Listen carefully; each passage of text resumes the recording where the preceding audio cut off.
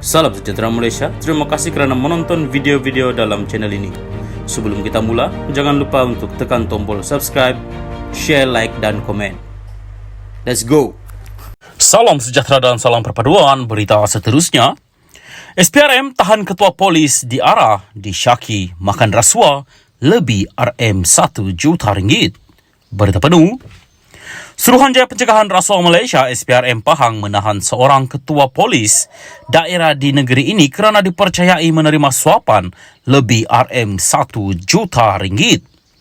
Suapan dikatakan diterima pegawai kanan polis berusia 53 tahun itu bagi melindungi aktiviti pusat hiburan dan pusat urut yang beroperasi di dalam daerah diketuainya.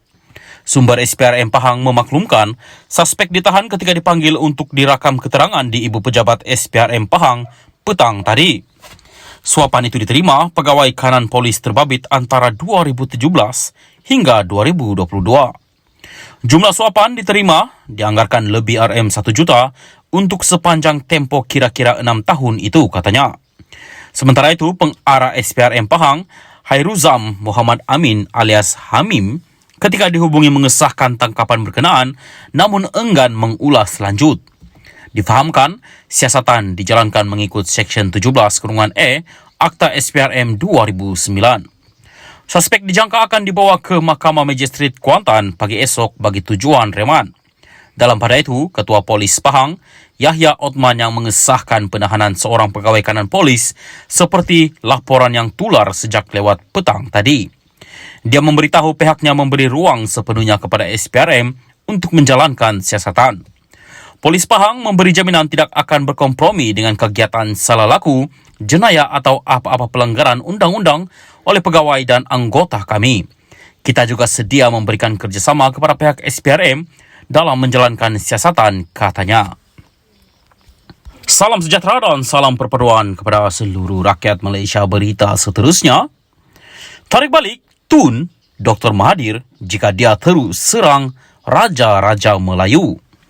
Berita penuh, RSN Raya Pakatan Harapan Jelutong mahu kerajaan untuk mempertimbangkan untuk menarik balik darjah kebesaran Seri Maharaja Mangku Negara SMN yang dikaruniakan kepada Dr. Mahathir Mohamad jika dia terus menyerang Raja-Raja Melayu.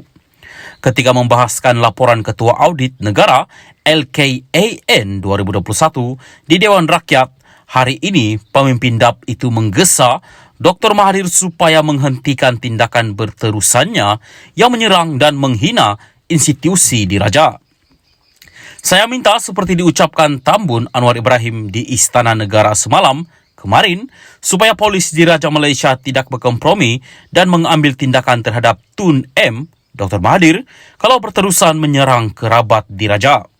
Saya juga minta kerajaan pertimbangkan supaya gelaran Tun beliau ditarik balik kalau beliau masih lagi meneruskan serangan-serangan ini, kata pemimpin DAP itu.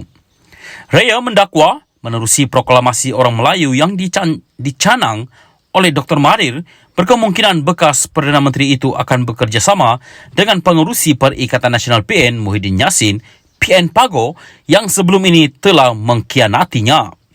Menurut Raya, kedua-dua mereka cuba menghancurkan negara dengan tidak membenarkan Anwar melaksanakan tugasnya.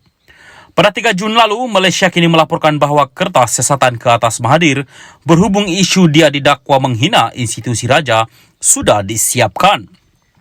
Peguam Rafiki Rashid Ali yang mewakili Mahathir berkata, bekas Perdana Menteri itu disoal mengenai video yang dikatakan menunjukkan pemimpin berusia 97 tahun itu bercakap di sebuah majlis. Dalam video itu, Mahathir didakwa membuat kenyataan bahawa orang Melayu tidak boleh bergantung kepada Raja-Raja Melayu untuk melindungi mereka.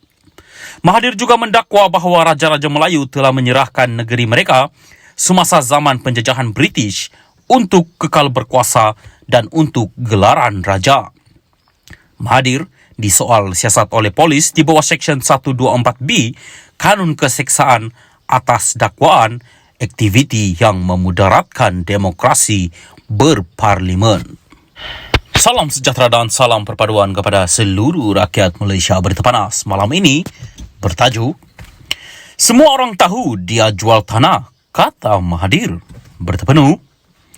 Bekas Perdana Menteri Dr. Mahathir Mohamad hari ini mempertahankan kenyataannya yang mendakwa bahawa Raja-Raja Melayu telah menyerahkan negeri mereka semasa zaman penjajahan British untuk kekal berkuasa dan untuk gelaran raja.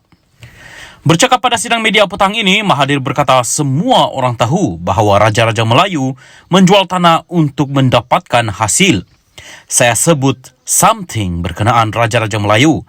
Dulu macam mana mereka tidak ada duit, simpan cukai dan sebagainya. Dan saya kaitkan dengan apa berlaku di Johor.